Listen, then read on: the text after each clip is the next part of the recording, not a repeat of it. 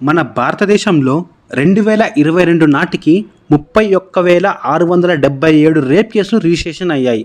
అంటే సగటు రోజుకి 86 రేపులు జరిగినట్టు. అసలు ఈ రేపులు ఎందుకు జరుగుతున్నాయి?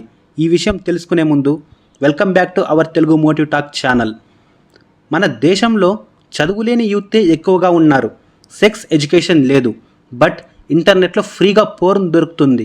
సో అది వారి ఆటవిక, అమాయక, చదువులేని మనసుపై ప్రభావం చూపుతుంది. దాంతో వాళ్ళకి ఏం చెయ్యాలో అర్థం కాదు. సెక్స్ ఎడ్యుకేషన్ లేకుండా ఫ్రీ పోర్న్ చూడడం వలన వాళ్ళు ఆడదాన్ని ఒక వస్తువుగా చూడడం మొదలు పెడతారు. సో వాళ్ళు కూడా అలాంటి సుఖం కోరుకుంటారు, బట్ వాళ్ళకి అది దొరకదు. దాంతో దోచుకుంటారు. రేప్ చేసే అమ్మాయి గురించి అస్సలు ఆలోచించరు, ఎందుకంటే వాళ్ళకి సెక్స్ ఎడ్యుకేషన్ లేదు కాబట్టి. దీనికి తోడు మన దేశ సంస్కృతులు, సాంప్రదాయాలు ఒకటి. స్త్రీ నలుగురిలో తిరగకూడదు, మాట్లాడకూడదు, ఫ్యాషన్ ఫాలో అవ్వకూడదు.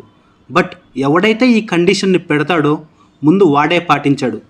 వాడు ప్రేమించే అమ్మాయి పోష్గా ఉండాలి, ఫ్యాషన్ని ఫాలో అవ్వాలి, హార్డ్ సెక్స్లో వాడి మగతనాన్ని తృప్తిపరిచేలా అరుపులు అరవాలి. బట్ పెళ్ళయ్యాక పెళ్ళాం కట్టుబొట్టుతో కామాన్ని పక్కన పెట్టి పతియే ప్రత్యక్ష దైవం అంటూ ఉండాలి. ఇలాంటి 2 రకాల మైండ్ సెట్లు ఉండడం వల్లనే రేపులు జరుగుతున్నాయి. మన దేశ సంస్కృతి, సాంప్రదాయాలు గొప్పవి అని చెప్పుకునే మన దేశం రేపుల్లో ముందుంది. బట్ ఏ సంస్కృతి, సాంప్రదాయాలు లేని ఆడ మగ భుజాలు రాసుకొని పని చేసుకునే దేశాలలో రేపులు తక్కువగా ఉన్నాయి. దీనికి తోడు మన ప్రభుత్వం ఆడే డ్రామాలు ఒకటి. రేపులు జరిగినప్పుడల్లా క్యాండిల్స్ పట్టుకొని ర్యాలీలు చేసి పెద్ద పెద్ద స్పీచ్లు ఇచ్చి జనాల యొక్క ఆవేశాన్ని తృప్తిపరచడానికి అప్పుడప్పుడు బూటకపు ఎన్కౌంటర్లు, ఉరిశిక్షలు వేస్తారు. ఈ పాతకాలపు ఎన్కౌంటర్లు, ఉరిశిక్షల వల్ల ఏమీ ప్రయోజనాలు ఉండవని ప్రభుత్వానికి తెలుసు. బట్ కొన్ని ఎన్కౌంటర్లు చేసి జనం దృష్టిలో మెప్పు పొందుతారు. నిజంగా రేపులు చేసిన వారి మీద అంత కోపం ఉంటే వాటి మూలాలను ఎందుకు సరిచేయదు గవర్నమెంట్?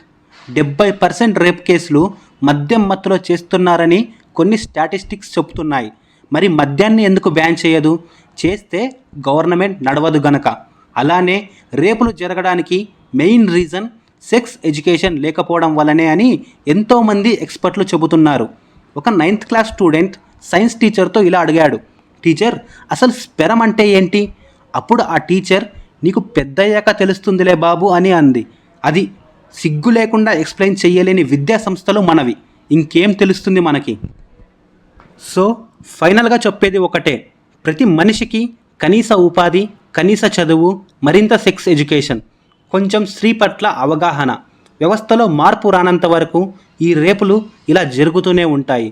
ఇవన్నీ కల్పించి ప్రజలు ఎడ్యుకేట్ అయ్యి వ్యవస్థలో మార్పు వస్తే అసలు ముప్పు పొలిటీషియన్స్కే. కాబట్టి మన గవర్నమెంట్ ఎన్నటికీ ఆ పని చెయ్యదు, చెయ్యలేదు.